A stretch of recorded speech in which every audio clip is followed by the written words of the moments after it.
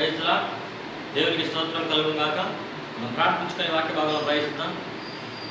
పరలోకమందున్న మా తండ్రి, ప్రభువా, మీ ఆత్మాభిషేకంతో మమ్మల్ని నింపి నడిపించమని ప్రార్థిస్తున్నాం తండ్రి. వాక్య భాగం మీరు దీవించి ఆశీర్వదించండి ప్రభువా. ఈ వాక్య భాగం ప్రభువా, మీ ఆత్మ చేత మేము ముందుకు సాగుతూ మీ పరిశుద్ధాత్మను మా మీద కుమ్మరించి నడిపించమని ప్రార్థిస్తున్నాం తండ్రి. ప్రభువా, మీ పరిశుద్ధాత్మ శక్తి ద్వారా మమ్మల్ని నింపి నడిపించమని, మీ ఆత్మలో మమ్మల్ని నిండారా ఆనందింపజేయమని, ఈ వాక్య భాగం ఫలింపజేయమని యేసు క్రీస్తు ప్రభు పరిశుద్ధ నామమున ప్రార్థించుచున్నాము తండ్రి. ఆమేన్. పరిశుద్ధ గ్రంథం నుంచి యోహాను సువార్త 6వ అధ్యాయము 1వ వచనం నుంచి 14వ వచనం చదువుకొని మన వాక్య భాగం ధ్యానించుకున్నాం. అటు తర్వాత యేసు తిబెరయ సముద్రం అనగా గలిలయ సముద్రం దాటి అద్దరికి వెళ్ళెను. రోగుల ఎడల ఆయన చేసిన సూచక్రియలు చూచి బహుజనులు ఆయన వెంబడించిరి. యేసు కొండ ఎక్కి అక్కడ తన శిష్యులతో కూడా కూర్చుండెను. అప్పుడు పస్కా యూదుల పండుగ సమీపించెను. కాబట్టి యేసు కన్నులెత్తి బహుజనులు తన యొద్దకు వచ్చుట చూచి, వీరు భుజించుటకు ఎక్కడి నుండి రొట్టెలు కొని తెప్పిద్దామని ఫిలిప్పును అడిగాను. కానీ ఏమి చేయనేండినో తానే ఎరిగి ఉండి అతన్ని పరీక్షించుటకు అలా అడిగాను. అందుకు ఫిలిప్పు వాడిలో ప్రతి వాడును కొంచెము మట్టుకు కొంచెము పుచ్చుకొనటకైనను 200 దేనారముల రొట్టెలు చాలవని ఆయనతో చెప్పాను. ఆయన శిష్యులలో ఒకడు అనగా సిమోను పేతురు సహోదరుడైన అంద్రేయ, ఇక్కడ ఉన్న ఒక చిన్నవాని యొద్ద 5 యవల రొట్టెలు 2 చిన్న చేపలు ఉన్నవి, కానీ ఇంతమందికి అవి ఏమాత్రమని ఆయనతో అనగా, యేసు జనులను కూర్చునిపెట్టని చెప్పాను. ఆ చోట చాలా పచ్చిక ఎండిన గనుక లెక్కకు ఇంచుమించు 5,000 మంది పురుషులు కూర్చుండిరి. యేసు ఆ రొట్టెలు పట్టుకొని కృతజ్ఞతాస్తులు చెల్లించి కూర్చున్న వారికి వడ్డించెను. అలాగున చేపలు కూడా వారికి ఇష్టమైనంత మట్టుకు వడ్డించెను. వారు తృప్తిగా తిన్న తర్వాత ఏమీ నష్టపడకుండా మిగిలిన ముక్కలు పోగు చేయడం తన శిష్యులతో చెప్పారు. కాబట్టి వారు భుజించిన తర్వాత వారి యొక్క మిగిలిన 5 యవల రొట్టెల ముక్కలు పోగు చేసి 12 గంపలు నింపిరి. ఆ మనుషులు యేసు చేసిన సూచక్రియను చూచి నిజంగా ఈ లోకమునకు రాబో ప్రవక్త ఈయనే అని చెప్పుకొనిరి. ప్రియమైనటువంటి సహోదరి, ఈ యొక్క సంఘటన మన క్రైస్తవ జీవితంలో మనకు బాగా తెలిసినటువంటి సంఘటన, మన క్రైస్తవ జీవితంలో మనం బాగా ఎరిగినటువంటి సంఘటన. ఏమి జరిగింది ఈ సంఘటనలో అంటే, ప్రభు అయినటువంటి యేసు క్రీస్తు ప్రభు బోధిస్తున్నప్పుడు అనేక మంది అక్కడ కొండ మీద గలిలయ సముద్రం దగ్గర ప్రభు యొక్క బోధన వినడానికి వచ్చినారు. వారు ప్రభు యొక్క బోధన వింటున్నప్పుడు, వారు ఆ సమయంలో అక్కడ కూర్చున్నప్పుడు ప్రభు వారందరూ కూడా అప్పటికి కొన్ని దినముల నుండి వారు భోజనం చేయలేదని ప్రభు గ్రహించి, ప్రభు ఏం చేశాడంటే వీరందరికీ కూడా భోజనం పెట్టాలి అని ప్రభు అన్నప్పుడు ఫిలిప్పు అంటున్నాడు, వీళ్ళలో ప్రతి వాడు కూడా కొద్ది తినడానికి కూడా 200 దేనారుల రొట్టెలు కూడా సరిపోవయా అని ప్రభువుకు చెప్పడం జరిగింది. ప్రియమైనటువంటి సహోదరి, ఈ పరిస్థితిలో ప్రభు ఇక్కడ ఏమైనా అక్కడ చూస్తున్నప్పుడు ఆంధ్రేయ అన్నాడు, ఇక్కడ ఒక చిన్నవాని యొద్ద 5 యవల రొట్టెలు 2 చిన్న చేపలు ఉన్నవి, కానీ ఇంతమందికి ఇవి ఏమాత్రమని ఆయనతో చెప్పాడు. అప్పుడు యేసు ప్రభు ఏం చెప్పాడంటే, ముందు జనాలందరినీ కూర్చునిపెట్టుడి అని చెప్పి కూర్చునిపెట్టి యేసు ప్రభు ఆ రొట్టెలు పట్టుకుని కృతజ్ఞతాస్తులు చెల్లించి వారికందరికీ పంచిపెట్టడం ప్రారంభించాడు. ప్రియమైనటువంటి దేవుని బిడ్డ, ఈరోజు ప్రభువు ఇక్కడ 5 రొట్టెలు 2 చేపలు 5,000 మందికి పంచిపెట్టిన తర్వాత మిగిలిన ముక్కలు 12 గంపలు ఎత్తడం జరిగిందని చెప్పి యోహాను సువార్త 6వ అధ్యాయంలో మన వాక్య భాగం చదువుకున్నాం. ఈ సంఘటనను ఇప్పుడు మనము ఎందుకు ధ్యానించుకుంటున్నామంటే, మన జీవితాలలో మనకు ఒక సమస్యలాగా మనం ఆలోచించినట్లయితే, అంతమందికి భోజన పదార్థాలను కొని తీసుకురావడానికి 200 దేనారముల డబ్బులు కూడా సరిపోవయా, అది కొంచెం మట్టుకు వారికి ఆహారం కూడా ఫుల్గా కూడా సఫిషియెంట్గా కూడా పెట్టలేమని ఫిలిప్పు యేసు ప్రభుతో చెప్పడం జరిగింది. ఇప్పుడు ఈ సంఘటన మనం గమనిస్తున్నట్టయితే చాలా విచిత్రమైనటువంటి పరిస్థితి మనకు కనిపిస్తుంది. ఒక చిన్నవాని యొద్ద 5 యవల రొట్టెలు 2 చేపలు ఉన్నాయి అని చెప్పి మన వాక్య భాగంలో చాలా స్పష్టంగా అర్థమవుతుంది. చూడండి ప్రియమైనటువంటి దేవుని బిడ్డలారా, ఈ 5 రొట్టెలు 2 చేపలు పట్టుకొని యేసు ప్రభు ఏం చేశాడంటే వాటిని పట్టుకొని ఆకాశం వైపు కన్నులెత్తి కృతజ్ఞతాస్తులు చెల్లించి కూర్చున్న వారికి అందరికీ కూడా వడ్డించడం జరిగింది. ఈ భాగంలో మన జీవితాల్లో కూడా ఇటువంటి పరిస్థితిని మనం ఎదుర్కొంటున్నప్పుడు మనము ఏమి చేయవలసిన వారమే. మన జీవితాలలో మనకు వచ్చే ఆదాయం సరిపోవట్లేదు, మన జీవితాల్లో మనకు వచ్చే జీతం సరిపోవడం లేదు, మన జీవితంలో మన అప్పుల్లో, కష్టముల్లో, ఒక ఆర్థికపరమైన సమస్యలు ఉన్నా కానీ, మన జీవితంలో ఫలింపు లేకున్నా, ఆత్మీయంగా ఎదుగుదల లేకున్నా కానీ, మనం చేయవలసిన ముఖ్య కార్యం ఏంటంటే సమస్యను మనము ప్రభు చేతిలో పెట్టి, సమస్యను మనము ప్రభువుకు అప్పగించి, మనం కృతజ్ఞతార్పణను ప్రభువుకు సమర్పించినప్పుడు, యేసు ప్రభువా నా జీవితంలో కూడా నేను ఈ విధంగా చేయి, ఈ వచనాన్ని నా జీవితంలో నెరవేర్చని నువ్వు అడిగినట్లయితే ప్రభు తప్పకుండా నీ జీవితంలో అద్భుత కార్యము చేయగలదు. ఈరోజు 5 రొట్టెలు 2 చేపలు ప్రభు గలిలయ సముద్రం దగ్గరే కాదు ప్రియ సోదరుడా సోదరి, నీ జీవితంలో కూడా ప్రభు చేయగలడు. నీ జీవితంలో కూడా అటువంటి అద్భుతాన్ని ప్రభు నెరవేర్చగలడు. ఎందుకంటే ప్రభువు నిన్న నేడు నిరంతరము ఏకరీతిగా ఉన్నటువంటి దేవుడు.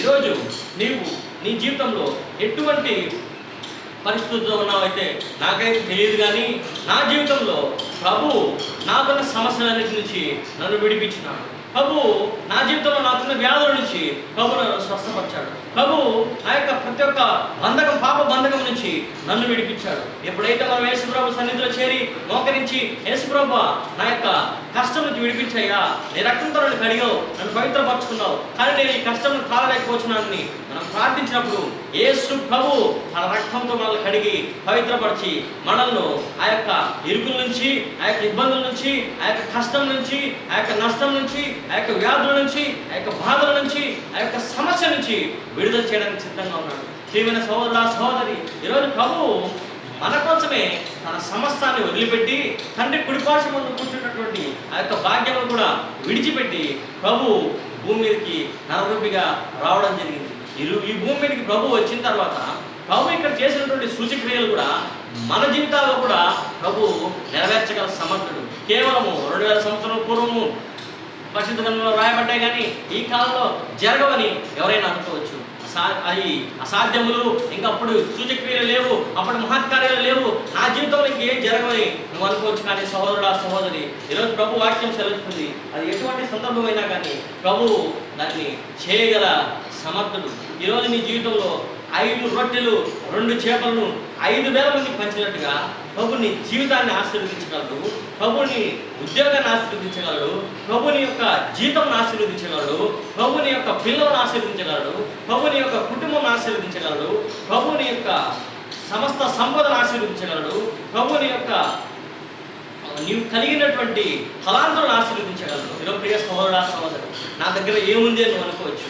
ఆ రోజు ప్రభు మోషేని పిలిచినప్పుడు అరణ్యంలో మోషే చేతిలో కేవలం కర్ర మాత్రమే ఉంది. ఎస్ ప్రభు అయిన దేవుడు అన్నాడు, ఈ చేతిలో ఏముంది మోషే అన్నాడు, నా చేతిలో కర్ర ఉంది అన్నాడు. అప్పుడు ఎస్ ప్రభు అయిన దేవుడు అన్నాడు, కర్రను కింద పడాయన్నప్పుడు కర్ర ఏమిగా మారింది, పాముగా మారింది. ఈ కర్రను మళ్ళా తీసుకొని పామును తూకబడినప్పుడు మళ్ళా పాము కర్రగా మారిపోయింది. ఈ కర్రను తీసుకొని నేను వెళ్ళు, నేను నిన్ను ఫరో ఎదురు నిలబెడతాను. అదే కర్రను దేవుడు ఉపయోగించి మోషే చేతిలోనే అద్భుతాలు జరిగాయి, ఆశ్చర్యకార్యాలు జరిగాయి. కానీ అది మోషే గొప్పతనం కాదు, కర్ర యొక్క గొప్పతనం కాదు, కేవలం సర్వశక్తిమంతుడైన దేవుని యొక్క గొప్పతనం.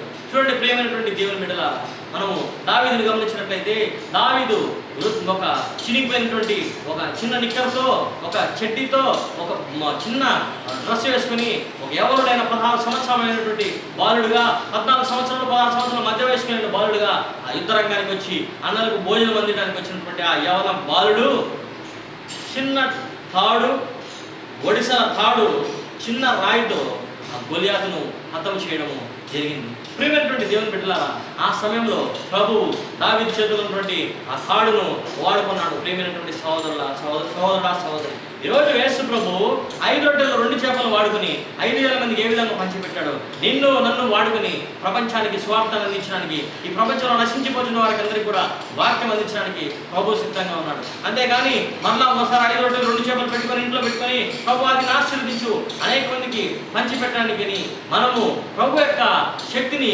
పరీక్షించే వారంగా ఉండకుండా ప్రభువు అది చేయుటకు సమర్థుడు అని చెప్పి మనము మన జీవితాల్లో విశ్వసిస్తే ఆ 5 రొట్టెలు 2 చేపలు అద్భుతము కాకుండా వాటికి మించినటువంటి అద్భుతంలోను మన జీవితంలో మనం చూడగలం. ప్రియమైనటువంటి దేవుని బిడ్డ, చాలా మంది అనుకుంటుంటారు ప్రభు చేసిన కార్యము ఇప్పుడు కూడా 2000 సంవత్సరం పూర్వం జరిగింది, ఇప్పుడు జరగగలదా?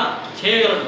యేసు ప్రభు ఖచ్చితంగా నీ జీవితంలో, నా జీవితంలో అద్భుతం చేయగలడు. ప్రియమైనటువంటి దేవుని బిడ్డ, నేను ప్రభువుని నమ్మినట్లయితే, ఎవరైతే క్రీస్తును నమ్ముతారో, ఎవరైతే యేసు క్రీస్తును రక్తంలో కడగబడతారో వారి జీవితాలు అద్భుతాన్ని చూస్తాయి, వారి జీవితాలు ఆశ్చర్యకారం జరుగుతాయి, వారి జీవితాలు మహిమకరంగా ఉంటాయి. వారు క్రీస్తు ప్రభుకు సాక్షులుగా ఈ లోకంలో జీవిస్తారు, వారు క్రీస్తును పోలి నడుచుకుంటారు. ఎందుకంటే యేసు క్రీస్తు ప్రభు వచ్చి వారి హృదయంలో నివసిస్తాడు. యేసు క్రీస్తు ప్రభు వారి హృదయంలో నివసించినప్పుడు తండ్రి వారి హృదయంలో నివసిస్తాడు. అప్పుడు వారు దేవుని ప్రేమతో నింపబడతారు, దేవుని యొక్క దయతో వారు నింపబడతారు, దేవుని యొక్క ప్రేమ వారి హృదయంలో నిండుగా ఉంటుంది. అప్పుడు వారు క్రీస్తుని పోలి నడుచుకున్నప్పుడు దేవుడు వారి జీవితాలు ఫలించడానికి అద్భుత కార్యాలు చేస్తాడు. లూకా సువార్త 15 చూడండి ప్రియమైనటువంటి బిడ్డలారా, ప్రభు యోహాను సువార్త ఈ 6వ అధ్యాయంలో మనకు సెలవిచ్చిన రీతిగా అలాగే ప్రభు ఇంకొక అద్భుతమైన మాటను చెప్తున్నాడు. నేను ద్రాక్షావళిని, ఎవడు నా యందు నిలిచిండునో, నేను ఎవరి యందు నిలిచిండునో వాడు బహుగా ఫలించునని చెప్పి ప్రభు వాక్యం సెలవిస్తుంది. ప్రియమైనటువంటి దేవుని బిడ్డలారా, ఆ వాక్యం బట్టి మనము ప్రభు యందు నిలిచింటే, మనము ప్రభువుతో అన్యోన్య సహవాసం గలవారంగా ఉంటే ప్రభు మనలను తప్పకుండా ఆశీర్వదిస్తాడు. చూడండి యోహాను సువార్త 15వ అధ్యాయం మనం గమనించినట్లయితే, నేను నిజమైన ద్రాక్షావళిని, నా తండ్రి వ్యవసాయకుడు, నాలో ఎవరు 5వ వచనం, ఎవడు నా యందు నిలిచిండునో, నేను ఎవరి యందు నిలిచిండునో వాడు బహుగా ఫలించింది. ఈరోజు మన జీవితాల్లో కూడా యేసు ప్రభు ఉంటే 5 రొట్టెలు 2 చేపలు లాంటి సంఘటనలు మన జీవితంలో ఒకటి కాదు కదా, కొన్ని వేల సంఘటనలు మన జీవితంలో జరిగించగలడు ప్రభు. ఎందుకంటే ఆయన నిన్న నేడు ఒకే రీతిగా ఉన్నాడు. ఆయన మార్పు లేని దేవుడు. ప్రియమైనటువంటి సహోదరుడా సహోదరి, ఆయన ఎప్పుడు కూడా మారేటువంటి దేవుడు కాదు. మన మనసులు మారచ్చు, మనుషులు మనం మారచ్చు, కానీ మాట ఇచ్చి నెరవేర్చగల సమర్థుడు నా యేసయ్య. మాట ఇచ్చి మాటను నెరవేర్చగల సమర్థుడు నా యేసయ్య.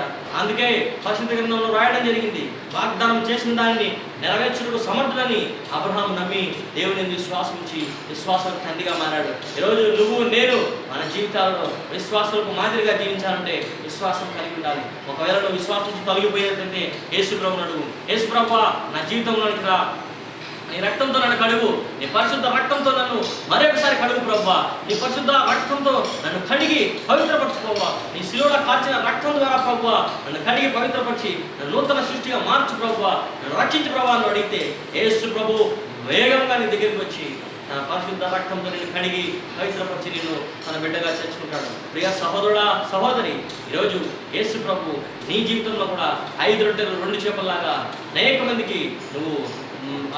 మందికి నువ్వు ఒక వెలుగులాగా, అనేక మందికి నువ్వు సాక్షిలాగా, అనేక మందికి నువ్వు క్రీస్తు బిడ్డలాగా ఉండాలని ప్రభు కోరుకుంటున్నాడు.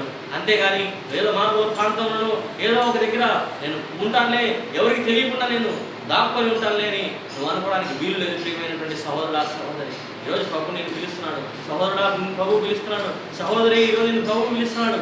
నిన్నే ప్రభు కోరుకుంటున్నాడు, నిన్నే ప్రభు కోరుకుంటున్నాడు. ప్రియమైనటువంటి సహోదరుడా సహోదరి, నేను నిన్ను పేరు పెట్టి పిలిచినాను, నువ్వు నా సొత్తు అని ప్రభువు నీ ఎడల తన వాగ్దానాన్ని వెల్లడపరుస్తున్నాడు. ఈరోజు ప్రభు నిన్ను పేరు పెట్టి పిలిచినాడు. తల్లి గర్భంలో పిండంగా రూపింపడం మునిపే, తల్లి గర్భంలో ఒక్క దినం కూడా నువ్వు పూర్తిగా ఎదగక మునిపే ఈ దినములని ఆయన గ్రంథంలో లిఖితములై ఉన్నాయి. కాబట్టి సహోదరుడా సహోదరి, ఈరోజు యేసు ప్రభు నిన్ను పరిశుద్ధ గ్రంథం చేతపట్టుకొని ఆయన యొక్క సువార్తను ప్రకటించడానికి ప్రభు నిన్ను పిలుస్తున్నాడు.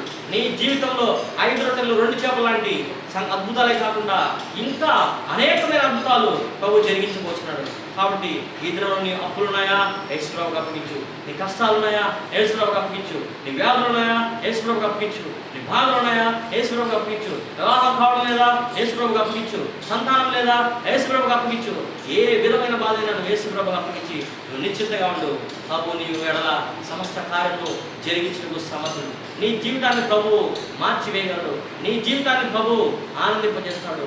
నీ జీవితాన్ని ప్రభువు అభివృద్ధిలోకి తీసుకొస్తాడు. ఒకవేళ నువ్వు ఇంకా రక్షణ పొందకపోతే ఇదే రక్షణ దినము, ఇదే అనుకూలమైన సమయము. యేసు ప్రభుని అడిగినప్పుడు ప్రభు నీకు రక్షణ దయచేస్తాడు. నీ కుమారుడు కుమార్తె ఈరోజు యేసు ప్రభు నిన్ను ప్రేమిస్తున్నాడు. ఈరోజు యేసు ప్రభు నేను ప్రేమిస్తున్నాడు. లోకం ఎంతో ప్రేమించాడు ప్రభు. నీకోసమే కలువరి శిలువలో ప్రభు రక్తం చిందించింది. నీకోసమే ప్రభు శిలువలో బలియాగమైంది. ఈరోజు ప్రభు నేను పిలుస్తున్నాను సహోదరుడా సహోదరి, నువ్వు ప్రభు చెంతకు చేరినట్లయితే ప్రభు నీకు రక్షణ వస్త్రంతో నిన్ను అలంకరించి ఆశీర్వదించి దీవించి నడిపిస్తాడు. ఈ క్షణమే నువ్వు ప్రభు రక్తంలో కడగబడి ఈ క్షణమే నువ్వు ప్రభునందు విశ్వాసం ఉంచితే ప్రభు నిన్ను ఆశీర్వదిస్తాడు. దేవుడు తన వాక్యం దీవించిన కాక ప్రార్థించుకున్నాం. పరలోకమున్న మా తండ్రి, చెప్పబడిన వాక్యం దీవించి ఆశీర్వదించి నూరంతలుగా ఫలింపజేయమని మహిమార్థమే ప్రభా, నూరంతలుగా ఫలింపజేసి ప్రభా మమ్మల్ని ప్రభా మీ సర్వసత్యంలోకి నడిపించి మీ రక్షణ ఆనందం పొందుకు కృప చూపి నడిపించి సాయం చేయమని ప్రార్థించుచున్నాము తండ్రి. ఆమేన్.